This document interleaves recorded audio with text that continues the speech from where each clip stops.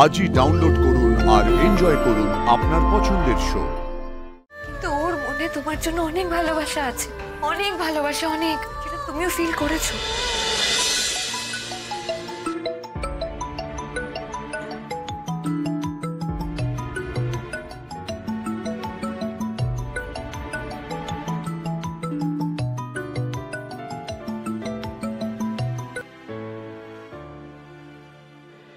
Hello, আমি ময়ূরা কি বলছি, আমি না এই ওলাই চণ্ডীতলা থেকে টোটোয় উঠছি, তোমার বাড়িতে আসতে গেলে কোথায় নামবো বলো তো? তার মানে? তার মানে আমি তোমার কাছে আসছি। কেন আসছো? আমি কি তোমাকে আসতে বলেছি? না বলনি তো, আমি তাও আসছি তোমার কাছে। কেন? আরে আমি তোমার সাথে একটু গল্প করতে চাই। আমার তোমার সঙ্গে কোনো গল্প নেই। কিন্তু আমার তো আছে, এবার তাড়াতাড়ি বলো আমি কোথায় যাব। তুমি আমার বাড়িতে আসলে জানো কি হবে? আমার বাপ মা রেগে আছে। আমি জানি তোমার বাড়িতে গেলে তোমার মা বাবা হয়তো আমাকে দেখে অসন্তুষ্ট হবেন, তাই জন্য তো বলছি কোথায় আসো সেটা বলে দাও, সেখানে দেখা করে নিচ্ছি। তাও আসতে হবে না, তুমি বাড়ি ফিরে যাও। লাজু বলে দাও বলছি কিন্তু আমাকে, না হলে কি তুমি প্রত্যেকটা লোককে জিজ্ঞাসা করে জায়গায় জায়গায় নেমে ঠিক তোমার বাড়ি খুঁজে তোমার বাড়ি চলে যাব, ভালো হবে সেটা? না না, অমন করো না। গায়ের মানুষ অনেক কথা জানতে চাইবে। আচ্ছা, তুমি কি সত্যি সত্যি এখানে আসছো? একদম সত্যি সত্যি, ঠিক তোমার মতো যেভাবে তুমি এসেছিলে।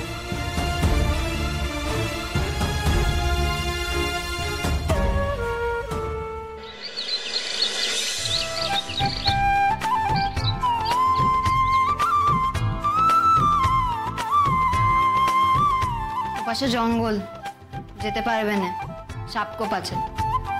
তুমি আমার হাতটা ধরো না, ধরো এসে। আমার না এই পাঁচিল টপকে ওপারে যেতে কি ইচ্ছা করছে, ওই জঙ্গলে কি সবুজ ওই দিকটা। আমি পাক্কা শহুরে মানুষ।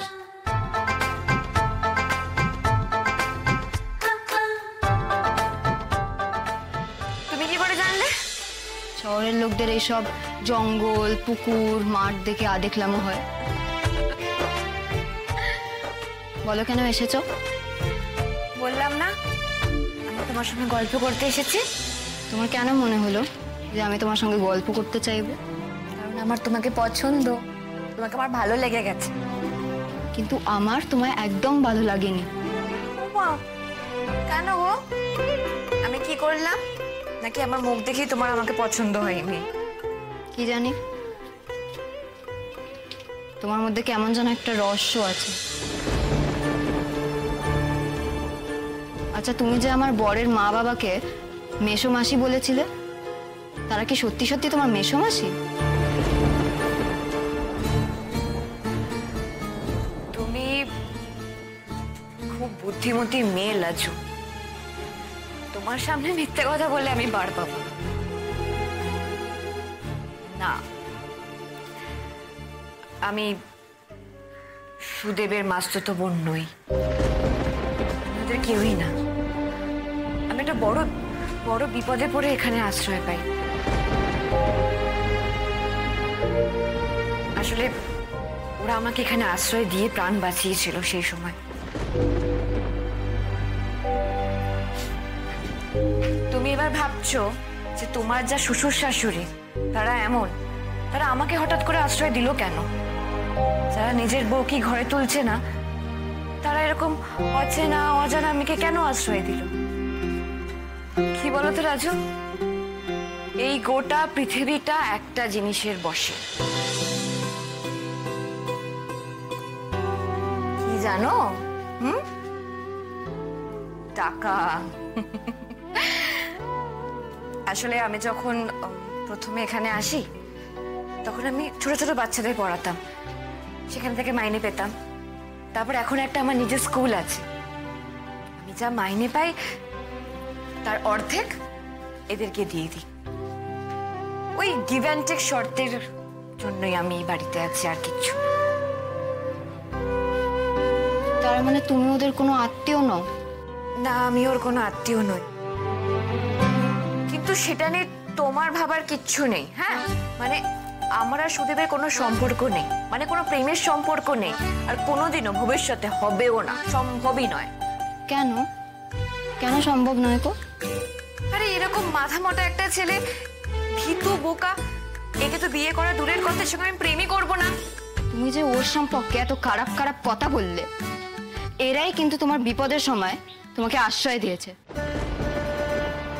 কৃতজ্ঞতা বলে তোমার কিছু নেই নাকি? হাসছো কেন? আমার কথায় হাসার কি আছে?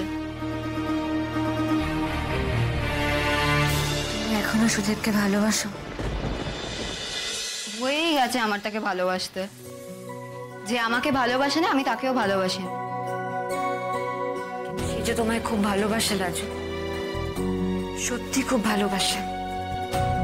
ওর একটাই সমস্যা জানো তো, ও ভীষণ ভীতু, খুব ভীতু, অত্যাধিক ভীতু। আর ও কিছুতেই ওই ভয়টাকে জয় করতে পারছে না। তবে আর কি, সে ওই বয় নিয়েই গড় করবে। রাজু, তুমি কি সত্যি ওকে ভালোবাসো না? শুধুমাত্র সামাজিক স্বীকৃতি নেওয়ার জন্য তো তুমি ওই বাড়িতে যাওনি?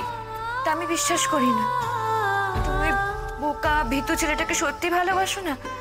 ও তোমাকে খুব ভালোবাসে গো। বোকা ভীতু, ঠিকই, ঠিক কথা, কিন্তু ওর মনে তোমার জন্য অনেক ভালোবাসা আছে, অনেক ভালোবাসা, অনেক। সেটা তুমিও ফিল করেছো। তুমি কি তার দূত হয়ে তার ভালোবাসার কথা আমাকে শোনাতে এসেছো? শোনো, তোমার যদি এই মতলব হয় তুমি আসতে পারো। আচ্ছা ঠিক আছে, ঠিক আছে, তুমি আমার মুখ থেকে তার ভালোবাসার কথা শুনতে চাও না, তাই তো? আমি কারুর মুখ থেকেই ভালোবাসার কথা শুনতে চাই না। আমি বেশ বুঝে গেছি, বেটা ছেলেরা ভালোবাসতেই পারে না, সব ওদের মুখের কথা। ওই যে বড় লোকটা আমাকে একবার দেখতে এসেছিল, কত বড় বড় কথা বললো, আর কাজের সময় নবরূপ। সেটা তুমি ভাবো, একদম যে সাহস নেই তা তো বলতে পারি না। তো গিয়েছিল তোমার বাড়িতে তোমার সঙ্গে কথা বলতে, সেখানে তোমার বাবা কিরকম আচরণ করেছিল ওর সাথে, তাই ও এত ভয় পেয়ে আছে না, ওর মধ্যে এত আতঙ্ক হয়ে আছে। তাই তো সে আর আসেনি। সে ঠিক আছে, কিন্তু আমি তো গেছিলাম তার কাছে উদ্যোগ নিয়ে। আমার বাবা তো সেখানে ছিল না, তাহলে সে অমন কেন করলো? আমার অমন চিদ্দত হলো সেখানে, সে চুপটি করে দাঁড়িয়ে দেখলো। আচ্ছা ঠিক আছে, সেই জবাবদিহি নয়, তুমি তোমার বরকেই করো। মানে মানে কি বলছি তুমি বুঝতে পারছো না?